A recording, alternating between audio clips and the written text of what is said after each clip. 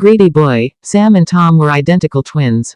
They were so identical that even their mother found it difficult to distinguish one from the other, at least during their initial days on Earth. However, they were very different from each other when it came to everything other than their appearance. Sam had no friends, while Tom was a great friendship maker. Sam loved sweets, but Tom loved spicy food and detested sweets. Sam was mommy's pet and Tom was daddy's pet. While Sam was generous and selfless, Tom was greedy and selfish. As Sam and Tom grew up, their father wanted to share his fortune equally amongst them. However, Tom did not agree and he argued that whoever proved to be more intelligent and strong would have to get a bigger share of the wealth.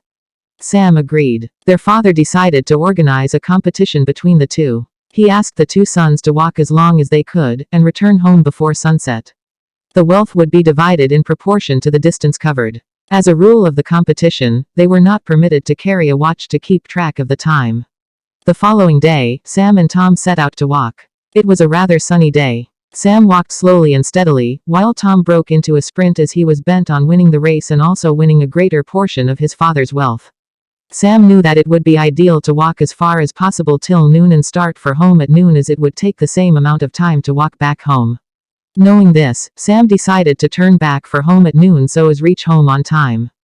However, Tom, with his greed to earn more wealth, did not attempt to return home even after mid-noon. He walked twice as long as Sam, and thought he would still be able to return home before sunset. He hurried back when he saw the sun turn orange. Unfortunately, he could not even make it halfway home as the sun started to set. Slowly darkness engulfed his path and he had to drag his tired feet back home. He had lost the race. Only because of his greed. Greed leads to loss.